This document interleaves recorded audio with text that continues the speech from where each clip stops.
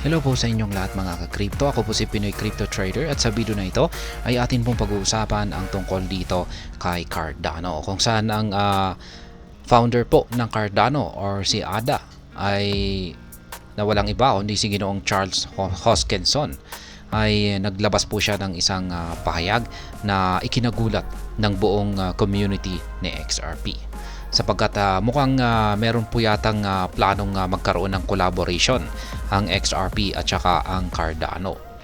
Yan. Pero may isa pong kondisyon itong si Ginoong Charles Hoskinson bago po mangyari yan. Kaya yan po ang ating aalamin at ating pag-uusapan sa video na ito.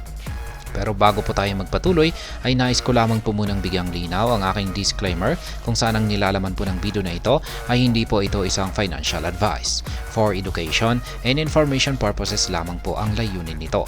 Maliban po dito ay nais ko na rin pong magbigay babala na wala pong kahit anumang group chat ang Pinoy Crypto Trader. Ayan po siya, si Ginoong Charles Hoskinson, ang founder ni Cardano. Cardano founder Charles Hoskinson may have a change of heart towards XRP and Cardano collaboration, but there is a condition attached. Ayan.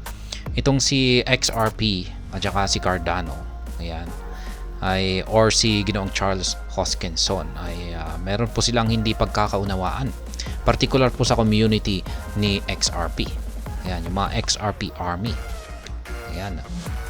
Marami po kasing talagang binanatan po kasi ng community ng XRP itong si Ginoong Charles Hoskinson. Kaya ayan, ang dami po niyang mga kritiko. Kaya ngayon ay at mukhang magkakaroon po ng posibleng collaboration ng XRP at saka Cardano ay mahirap pong tanggapin yan ni Ginoong Charles Hoskinson. Pero papayag daw po siya, ngunit sa isang kondisyon. Cardano founder demands apology from Ripple executives and XRP community. Yan po yung kanyang kondisyon. Kailangan daw po na mag-apologize ang buong XRP community at ang mga Ripple executives nito dito sa founder ni Cardano bago sila magkaroon ng collaboration. Ayan, during an X-Space meeting, the crypto boss demanded that members of the XRP army and Ripple executives apologize to him before Cardano can consider a collaboration with the protocol. Ayan, ang nag-aalok po pala rito sa collaboration na ito ay si XRP. Ayan, gusto niyang makipag-collaborate kay Cardano. Pero bago po yan mangyari, ay sinabi po ni Ginoong Charles Hoskinson na kailangan po muna na mag-apologize. Yan, itong buong XRP army at ang mga executives ni Ripple.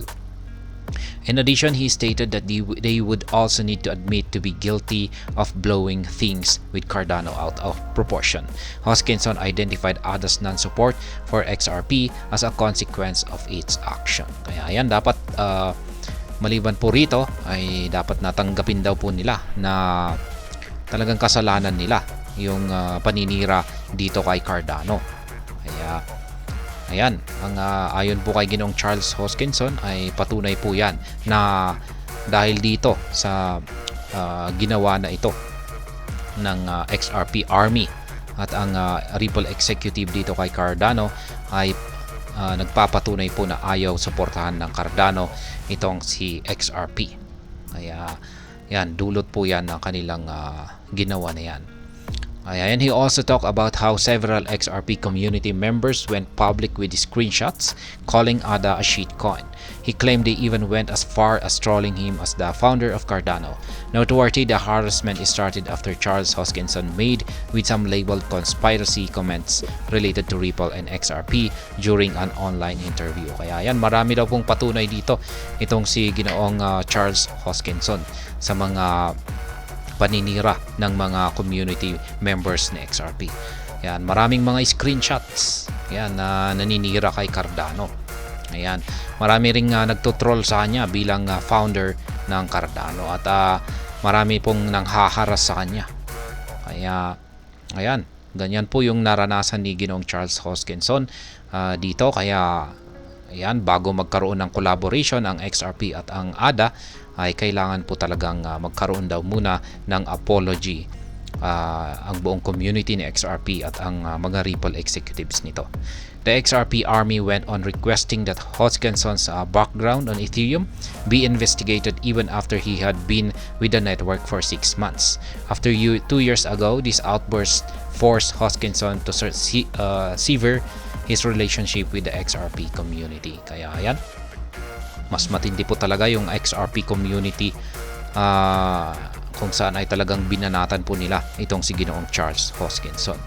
Yan, nag-request pa daw sila ng background check dito kay Ginoong Charles Hoskinson nung siya ay nagtrabaho dito kay Ethereum.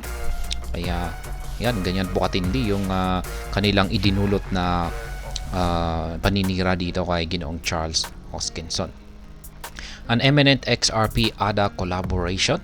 Ayan, meron ba talagang magkakaroon na nga ba talaga ng collaboration ang XRP at saka ang ADA? After a few months, it felt like Hoskinson was going to change his mind and patch things up with XRP and Ripple. In a rather suggestive manner, he asked the XRP holder community if they were willing to find peace. This did not still mark the end of the war as it continues to deepen with time. Kaya yan, mukha palang gustong ayusin ni Ginoong Charles Hoskinson yung kanilang hindi pagkakaunawaan dito sa mga sa XRP community, pero mukhang mas lalong naging matindi pa yung kanilang hindi pagkakaunawaan dito. Yan, mas lalong naging malalim at mukhang mas nagiging personal na. His current request for an apology suggests that he currently feels open-minded towards Cardano's reconciliation with XRP, marking a major turnaround. However, as the community felt attacked once again by this current comment, it remains to be seen how things will evolve. Kaya yan, yun nga lang ang kagandahan dito ay itong si Ginoong Charles Hoskinson ay meron pa rin po siyang open mind. Yan, bukas pa rin yung kanyang isipan para makipag-ayos sa XRP, para particular po ang XRP community. Yan. At kung pag nakipag-ayos na po sila ay dito na po sila magkakaroon ng collaboration. Pero mukhang yung inilabas po dito na bagong pahayag ni Ginoong Charles Hoskinson na kailangan pong mag-apologize ang community ni XRP at ang mga Ripple executives ay mukhang mas lalong ikinagalit ito ng community ng XRP, kaya mukhang malabo po na magkakaayos ang dalawang panig. Kaya yan, pero ayos lang siguro sa mga Ripple executives na yan, humingi ng apology dito kay Ginoong Charles Hoskinson.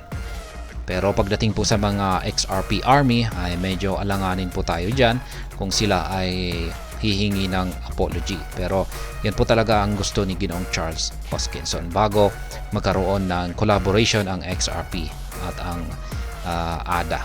Pero ayan, mukhang sana ay yung mga buong XRP community ay maging humble na. Ayan, magpa-humble na lang sila at mag-apologize na lamang dito kay Ginoong Charles Hoskinson, kasi hindi naman po kasi tama yung ginawa ng buong XRP community sa kanya. Kaya yan yung pagbibigay ng mga screenshots, mga criticism, paninira, harassment. Yan, at sa tingin ko ay nagdulot po kasi yan sa ng parang na-trauma na rin po siya. Yan, nagdudulot po yan ng trauma. Kaya yung mga harassment na yan sa mga online ay dapat ay iwas-iwasan natin yan. Kasi yan. At yan po ang gusto lamang ni Ginoong Charles Hoskinson. Kaya yung mga XRP army ay dapat, yan po talaga ang in comparison po kasi sa community ni XRP. Pero kay Shiba Inu, ayan, sa community ni Shiba Inu, napansin ko lang na yung community ni Shiba Inu ay mas maganda, mas mababait. At hindi po sila agresibo at talagang hindi po naman po sila umaatake. Na di katulad ng mga community ni XRP na napaka-agresibo, ang titindi. Yan talagang yan po ang pagkakaiba nila. Kaya mas marami po talaga ang may gusto sa community ni Shiba Inu. Yan po ang pagdating naman po sa community. Kaya number 1 po ang community ni Shiba Inu. Dahil talagang mababait ang community ni Shiba. Kaya Ayan, kaya sana ay ganyan nga, maski tanggapin na lamang yung kondisyon dito ni Ginoong Charles Hoskinson sa mga tanggapin ng mga XRP Army. At ayan, maging humble na lang at mag-apologize na lamang po sa kanila, kasi meron din naman po siyang meron po talagang pagkakamali ang XRP Army dito. At syempre maging siya ay mag-apologize na rin para pantay. Kaya ayan, kasi kung pag magkakaroon po talaga ng collaboration ang XRP at ang Cardano, ay syempre magkakaroon po yan ng magandang development at paglago sa kanilang ecosystem, at lalago rin yung kanilang presyo. Yan, or tataas na rin po yung kanilang presyo. Kaya ayan, isa po akong XRP at saka Cardano holders. Yan, nag-hold po ako ng dalawang asset na ito. Kaya wala po akong pinapanigan sa kanila, kasi holder ako ni XRP at Cardano.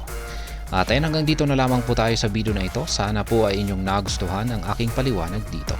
Kung inyo po itong nagustuhan, ay pakiclick lamang po ang like button nito.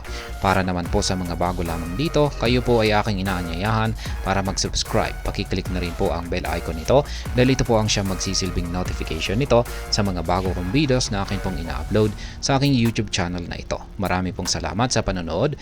Ingat po tayo lagi at God bless po sa ating lahat.